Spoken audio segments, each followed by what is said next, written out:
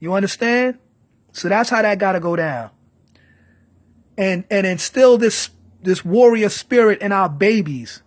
Stop teaching our babies to be little punks and be all soft because our sons, you looking at your son and you want him to be the daughter that you really wanted, but he didn't come out a girl, he came out a boy. So subconsciously, you trying to baby him and try to make him that girl that you really wanted because you wanted a reflection. I'm not mad at you for wanting a daughter, but you didn't have a daughter. You had a son. So if you had a son, don't try to baby him and make him all soft like the girl that you wish you had.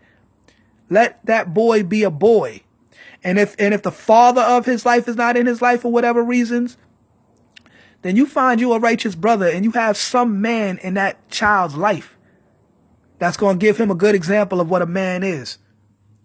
Because if not, then he grows up with no image of what a man is. Hence, how does he develop himself into a man? But off of what he sees on TV and what he may see out in the streets. So, you understand?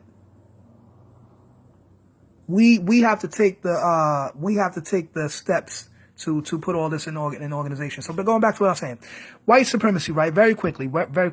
If I say the black man is God, the black woman is the queen of the universe, the mother earth of civilization, and I say that we the supreme beings of the universe.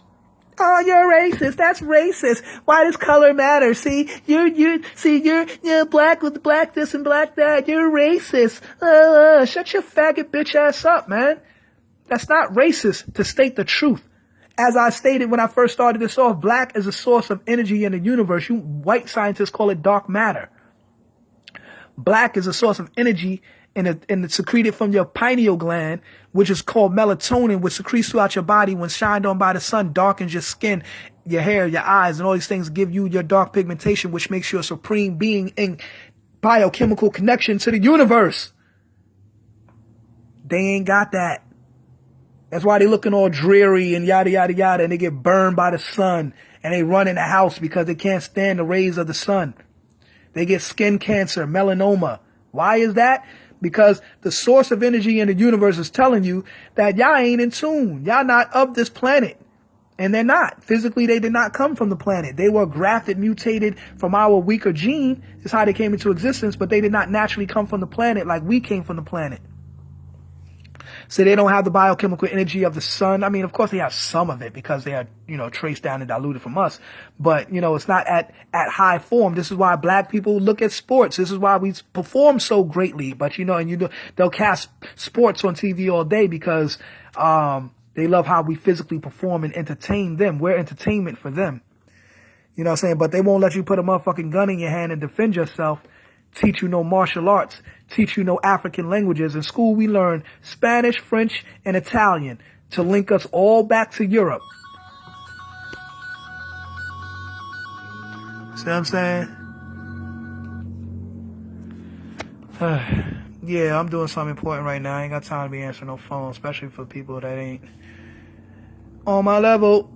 It ain't about this knowledge right here.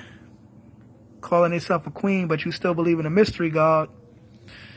Anyway, yeah, so, and you don't know the black man is God. And that's another thing too, right? With our black women, right? You got some black women that got some knowledge yourself. They might have been with a God or two, throughout their life or whatever, and they might have been around the gods. They know the truth.